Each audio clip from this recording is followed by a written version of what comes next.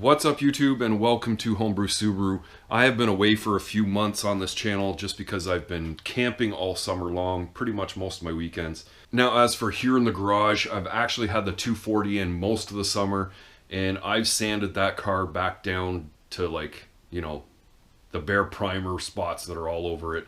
The paint just wasn't really lasting on it anymore, and I really would like to sell the car, but I wasn't going to try and sell it with the paint peeling off of it. So I did sand down the car. It just took me so long. I was working with 60 grit, working my palm sander like crazy, and I just clouded my whole garage with body dust, and just decided, okay, it's gotten late enough in the season. I am basically gonna park that thing outside and leave it till the spring pretty much. There's other things that I really want to do back in the garage. It's about a year ago now that I did the suspension and tires on the Forester, and then over the winter I pulled the engine out, did head gaskets, and cleaned up a bunch of the bodywork. Basically, I've been using the Forester like crazy, and it's become a true overlander, getting through the Telco Pass and doing all the other off-road trails that I've been doing. Some upgrades that I would like to do, especially going into the winter, and the first one is going to be recovery gear. Now, I have had a storage bin kind of stocked with a couple of things that might get me out of trouble, but I've decided to get a little bit serious, getting into the snow and muddy areas that I might have to. Now, the first part of this kit is this 50-inch rifle case from Vevor. Now, I'm not going to be keeping a rifle in it. It's strictly, literally going to be filled with all the recovery gear things that I think I'm going to need. It is a waterproof case and has some really nice latching all around it. It's got wheels at this one end and handles so it can be carried. And opening it up, it's got the really nice foam inserts. They're really durable. Kind of got the eggshell protector style on top. And then these bottom pieces, which there is two larger ones and one thinner one just to line it on the bottom. These are all separable. You can see that you can create your own design however you'd like it to be, just by taking out those little sectional squares and making whatever design to hold your firearms however you'd like. And well, honestly, the first thing for me to get the most capacity out of this thing is to actually remove these two foam inserts. And I'll probably end up leaving this one on the bottom, but there's quite a large space for storage here, and I'm going to show you what I'm putting in. Alright, so I suppose a lot of the things going into this case could actually stay in the vehicle, but I would rather have some better accessibility to a lot of this stuff. And then, it can get wet, it can get muddy, it doesn't matter, it can just go into this case, it's going to stay on the roof, doesn't go in the vehicle. Everything going in is going to be no real particular order either, just because it can be organized 1,000 different ways, really. And I suppose without having anything in the case, it's really difficult to judge how big this thing really is, but we'll start with this tire air compressor. I've got this tire repair kit made up, just with tire plugs and tools, some extra lug nuts, a couple pairs of work gloves,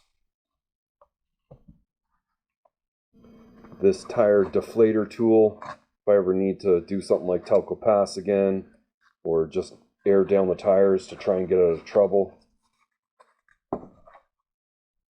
A proper 4-ton bottle jack.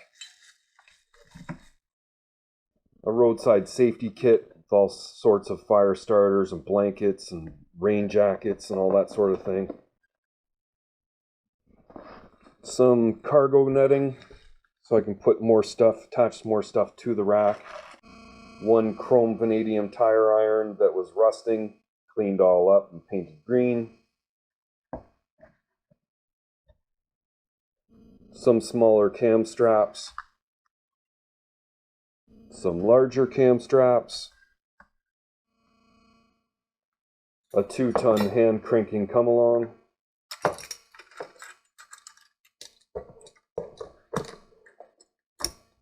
My custom trailer ball mount with D-link attached for recovery point. Some extra D-links.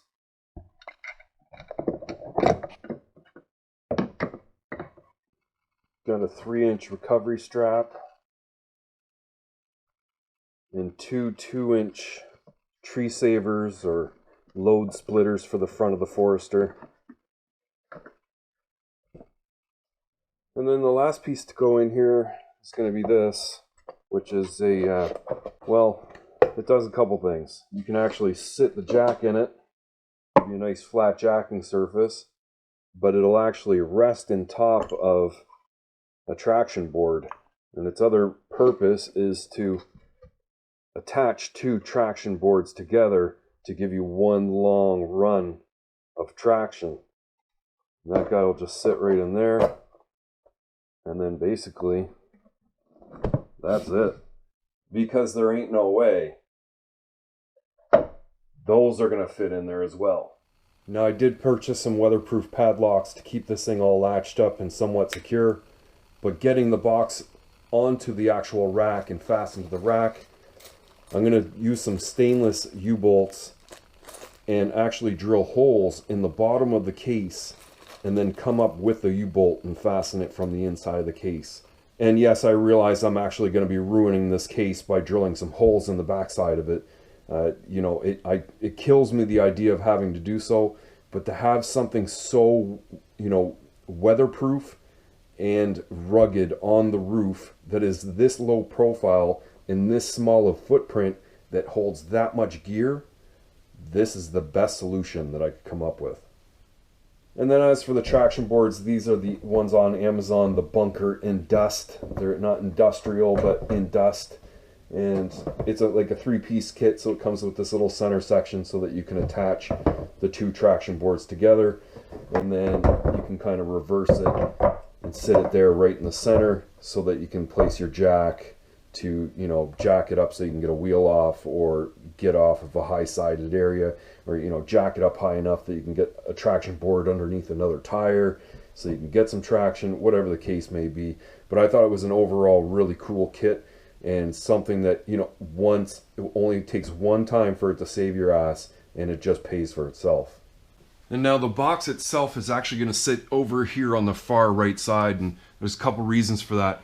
I want to leave as much space as I can over here on the left side because I do plan on getting a fishing kayak, and I have the idea that leaving enough space, that fishing kayak's going to actually sit flat on the roof, and I'm not going to have to get any of those J-bars to actually slant it or anything like that.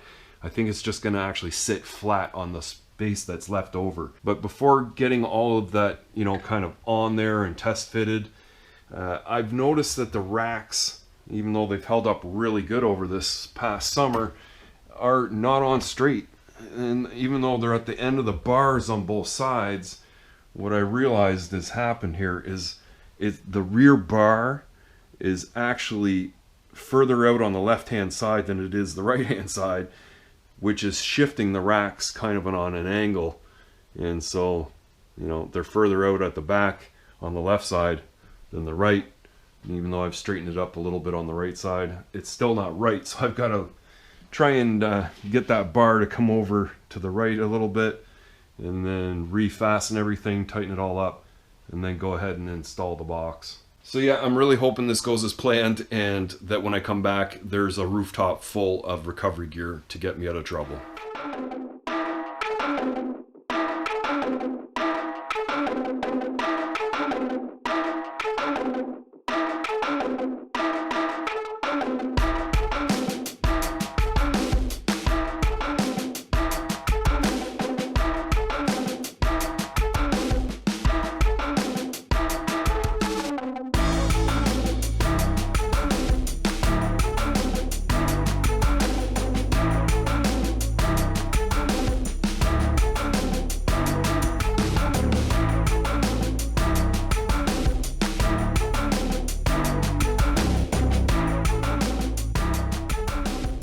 So I've got the case fully fastened onto the roof rack, fully loaded with all the gear that I have. I mean, there's a tiny little bit more room for stuff, and I thought, well, if I really need to get a little bit more in, I could always remove this top foam. I mean, it is pretty thick, and there is a little bit more room in the top to like pile stuff up, but I'd rather keep it, like, you know, pretty shallow and organized as it is. There's a lot of weight in it. In this great big open platform here, The kayak should just sit there perfectly, and my roof will be fully loaded, probably up to, you know, close to 200 pounds or so. Got the padlocks on there, all fastened up, and I mean, it is on there, and the thing is absolutely solid. And the way that it's all packed in there, I don't think it's going to make any noise either. And then the recovery board's kind of here sitting in the center, and then you can see I've got this insulated steel cabling to kind of go around the boards and the two racks to kind of fasten everything together in a jumble. That way, if, you know, anyone kind of gets a little wise and they want to try and test their skill at taking all of this off, you know, it'd be a little bit more work than what they probably anticipate, and you might just leave it alone. But whatever, it's all just preventative. If somebody wants something, they're just going to take it. But I've got cam straps, so I'll strap down the traction boards, and then I've got the steel cabling to kind of secure things. If I need to leave them out, most of the time I will not have them up there. I'll just have the case up there. I really like that case. It's like the biggest, most durable case at an affordable price that I could find. And I actually got it directly from Vevor. I made like an account with them on their website or whatever. Having, you know, all of this recovery gear, I can probably get myself out of most situations, I would imagine now. And it just gives me a lot more confidence going into some of these areas that are a little bit unpredictable, and I get a little bit too far into them and maybe not get myself back out. Now I can. Now, I knew having the case bolted to the top was going to be really close for pulling in and out of my garage. I really hope I can actually get out of here.